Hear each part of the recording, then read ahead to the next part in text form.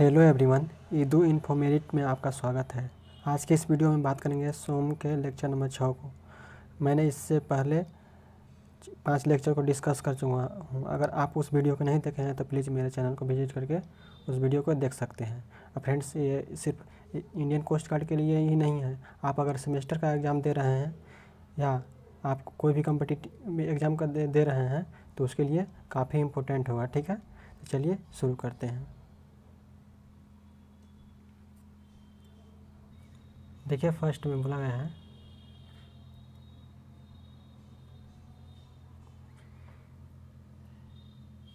a thick cylindrical cell having R naught and Ri as outer and inner radii is subjected to an internal pressure P.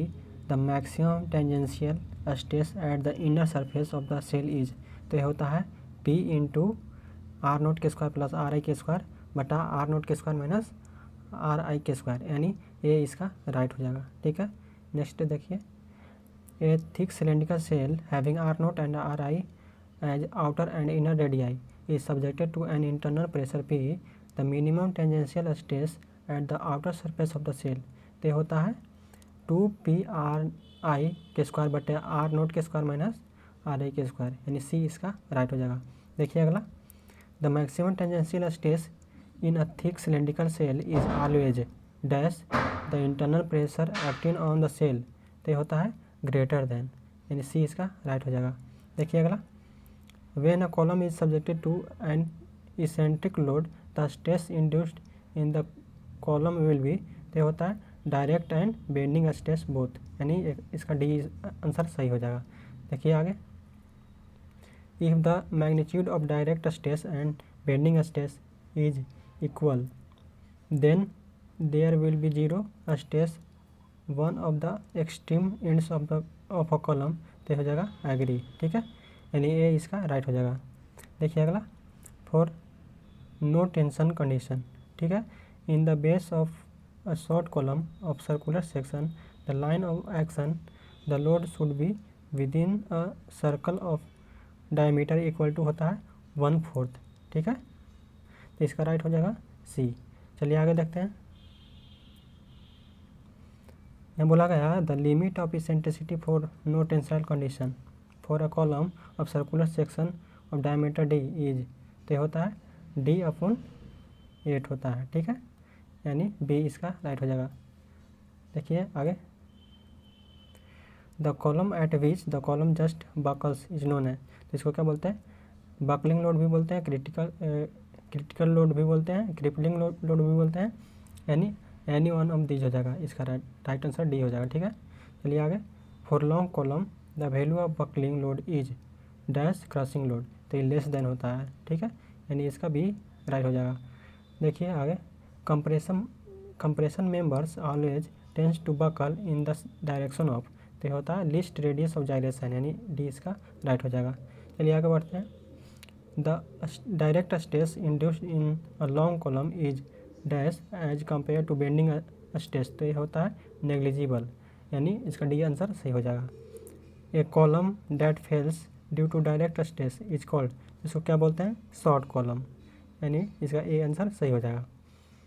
The assumption made in Euler's column theory is that, तो होता है the failure, देखिए में बोला गया है the failure of column occurs due to buckling load alone.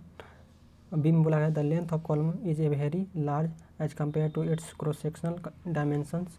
ठीक है, सी में बोला गया the column material obeys Hooke's law, तो इसका राइट आंसर हो जाएगा डी, यानी ऑल ऑफ दी एबव। ठीक है, चलिए आगे देखते हैं।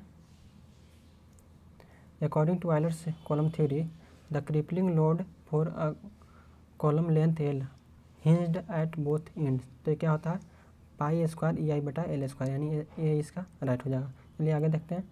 According to Euler's column theory the crippling load for a column of length L fixed at both ends is the crippling load for a similar column hinged at both end, तो क्या होता है 4 times, यानी सी इसका right हो जाएगा। चलिए आगे देखते हैं। According to column Euler's column theory the crippling load for a column of length L with one end fixed and other end free is dash the crippling load for similar column hinged at both the ends. तो क्या होता है, less than होता है, ठीक है। चलिए आगे देखते हैं। According to Euler's column theory the crippling load for a column of length L with one end fixed and other end hinged is, क्या होता है 2πa² EI/L², यानी सी इसका राइट हो जाएगा। देखिए अगला, according to Euler's column theory the crippling load for load of a column is given by P = πa² EI/CL²। In this equation the value of C for a column with both end hinged is, तो 1 होगा इसका, यानी सी इसका right हो जाएगा, ठीक है। देखिए फ्रेंड्स, आपको हम थोड़ा फास्ट करा रहे हैं इसलिए कि आपको बहुत कम समय है एग्ज़ाम का, इसीलिए, और ये रिवीजन सेशन है इसीलिए फास्ट करा रहा हूँ। चलिए आगे बढ़ते हैं। और थोड़ा बहुत नॉइज़ आ रहा है तो उसको आप कंप्रोमाइज़ करिएगा, क्या कि यहाँ पर बहुत सारा नॉइज़ होता है, इसीलिए रिकॉर्डिंग करते समय आ जाता है, ठीक है। तो चलिए आगे देखते हैं। In the Euler's formula the value of C for a column with one end fixed and other end free is, तो ये होता है 4, ठीक है। चलिए आगे देखते हैं। A column of length L with both end fixed way may be considered as equivalent to a column of length dash with both end hinge, तो होता है 1/2, यानी सी इसका राइट हो जाएगा। A column of length L with both end fixed may be consider as equivalent to a column of length dash with one end fixed and other end free, तो होता है L/, देखिए फ्रेंड्स यहाँ 1/2 नहीं है, ठीक है, L/2 है, ठीक है, सॉरी। और देखिए इसमें जो बोला गया है इस क्वेश्चन में, तो इसका हो जाएगा L/4, ठीक है, यानी बी इसका राइट हो जाएगा। चलिए आगे देखते हैं। देखिए बोला गया है, एक ज़्यादा इंपॉर्टेंट नहीं है तो इसको छोड़ देते हैं। The buckling load for a given column depends upon, तो होता है area of cross section of the column, इस पर भी डिपेंड करता है। Length and least radius of gyration of the column, इस पर भी डिपेंड करता है। Modulus of elasticity for the material of the column, इस पर भी डिपेंड करता है, यानी ऑल ऑफ दी एबव हो जाएगा इसका, डी इसका राइट हो जाएगा। चलिए आगे बढ़ते हैं। The relation between equivalent length L and actual length small L of a column for both ends fixed, तो ये होता है कैपिटल L = स्मॉल L/2 होता है, ठीक है। तो इसका राइट आंसर ये हो जाएगा। देखिए आगे, the relation between equivalent length capital L and actual length small l of a column for one end fixed and other end hinged is, तो होता है L = कैपिटल L/√2, ठीक है, यानी इसका बी हो जाएगा सही। चलिए आगे देखते हैं। A vertical column has two moments of inertia that is I(x)(x) and I(y)(y). The column will tend to buckle in the direction of the, तो होता है मिनिमम मोमेंट ऑफ इनर्शिया, ठीक है। इसका राइट आंसर हो जाएगा D. The slenderness ratio is the ratio of, तो किसका रेशियो होता है, तो length of column to least radius of gyration, यानी इसका बी राइट हो जाएगा। देखिए अगला, the column whose slenderness ratio is less than 80, ठीक है, अगर 80 से कम है तो उसको क्या बोलते हैं, तो शॉर्ट कॉलम बोलते हैं, यानी ये इसका राइट हो जाएगा। चलिए आगे बढ़ते हैं। The column whose slenderness ratio is less than 80 are known as, तो इसको क्या बोलते हैं, मैंने पिछले भी करा चुका हूँ, ठीक है, तो इसका ए हो जाएगा। देखिए, in order to know whether a column is long और short we must know its slenderness ratio, तो इसका राइट हो जाएगा, ठीक है, ये इतना इम्पोर्टेंट नहीं है, ठीक है। देखिए अगला, a column with maximum equivalent length has, तो हो जाएगा one end fixed and other end free, यानी डी इसका राइट हो जाएगा। देखिए अगला, ये काफ़ी इंपॉर्टेंट है फ्रेंड्स, ठीक है। देखिए जो क्वेश्चन है ना काफ़ी इंपॉर्टेंट है। देखिए कहा गया, ये भी इम्पोर्टेंट है, ठीक, तो कहा गया है a column is said to be a short column when, तो हो जाएगा कुछ इसका, the ratio of its length to the least radius of gyration is less than 80, ठीक है, इसका राइट आंसर सी हो जाएगा।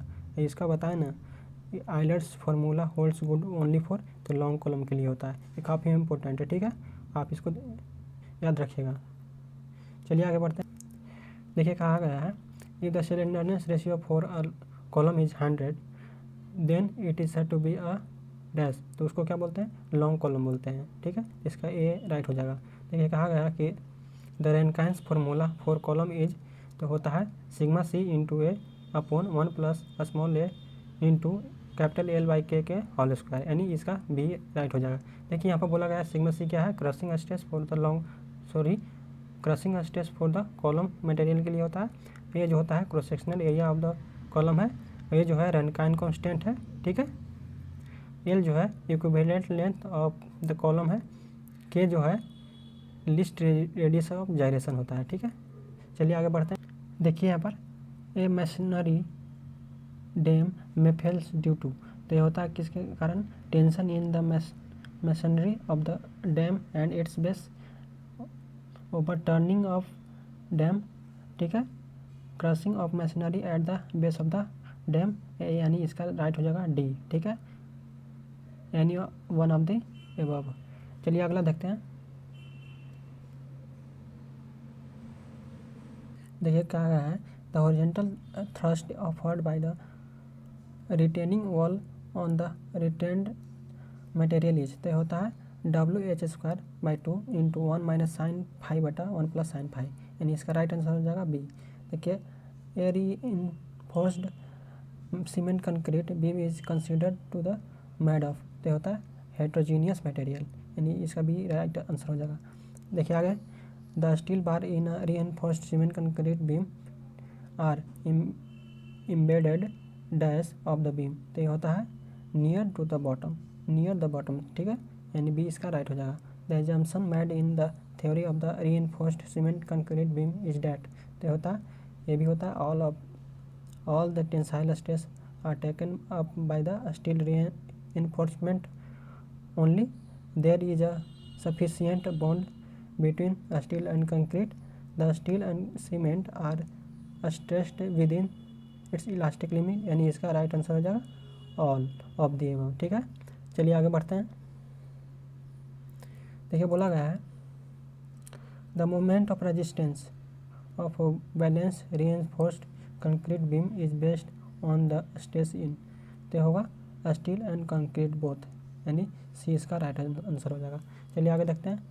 इन stress strain diagram for mild steel as shown in figure, देखिए यहाँ पर जो फिगर में दिखाया गया है, तो बोल रहा है कि द पॉइंट ए रिप्रेजेंट्स, तो पॉइंट ए जो है वो क्या रिप्रेजेंट कर रहा है, तो इलास्टिक लिमिट को रिप्रेजेंट कर रहा है, यानी ये इसका राइट आंसर हो जाएगा।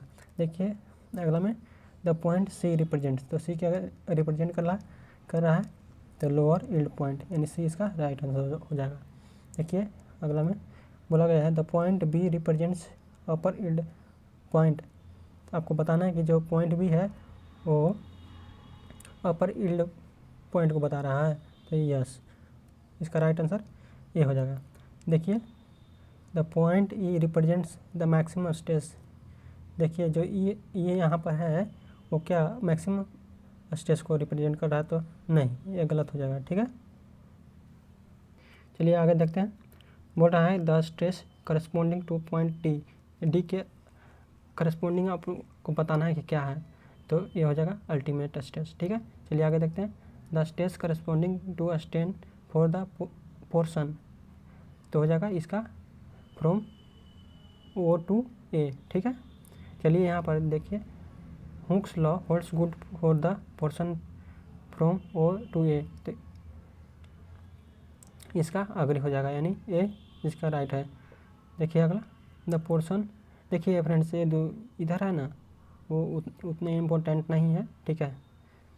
चलिए आगे देखते हैं। बोला गया है in a tensile test when the material is stressed beyond elastic limit the tensile strain dash as compare to stress, तो होता इंक्रीज मोर क्विकली, ठीक है, इसका डी राइट हो जाएगा। The stress at which the extension of the material takes place more quickly as compare to the increase in loads is called, तो हो जाएगा यील्ड पॉइंट, इसका राइट आंसर बी है, ठीक है। The breaking stress dash the ultimate stress, तो ये less than होता है, ठीक है, यानी बी इसका राइट आंसर है। चलिए आगे देखते हैं। The stress develop in the material be without any permanent set is called, तो होता है इलास्टिक लिमिट। चलिए आगे देखते हैं। When a material is loaded within elastic limit the material will regain its shape and size when the load is removed, तो ये हो जाएगा सही, यानी ठीक है, ये इसका राइट आंसर है। देखिए the ratio of the largest load in a test to the original cross sectional area of the test piece is called, तो इसको क्या बोलते हैं, अल्टीमेट स्ट्रेस बोलते हैं। चलिए आगे देखते हैं। The tensile test is carried on dash material, तो डक्टाइल मटेरियल होगा, ठीक है। The compression test is carried on dash material, तो ये ब्रिटल मटेरियल होगा, ठीक है। चलिए आगे देखते हैं। The tensile strength of ductile material is dash its compressive strength, तो ग्रेटर देन होगा, ठीक है। देखिए अगला, the compressive strength of brittle material is dash its tensile strength, greater होगा इसका भी, ग्रेटर देन, ठीक है। A tensile test is preferred on a mild steel round bar, its diameter after fracture will, तो हो जाएगा डिक्रीजेज, ठीक है। आगे देखिए। A tensile test is performed on a round bar after fracture, it's has been found that the diameter remains approximately है same eight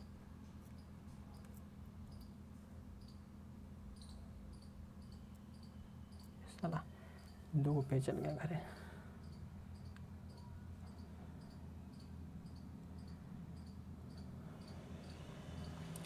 हो क्या रहा है यार।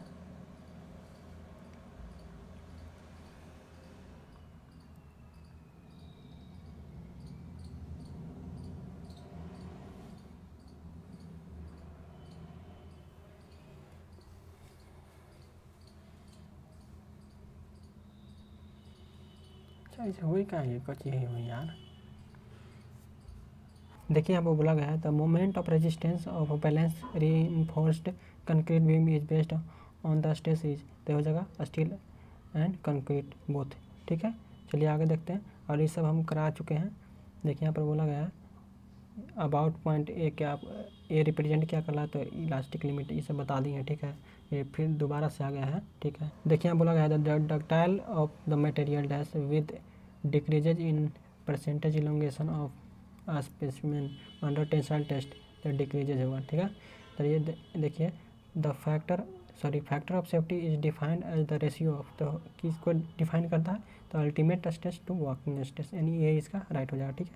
देखिए अगला, the factor of safety is always more than unity, तो ये सही है, यानी एक से ज़्यादा होता है।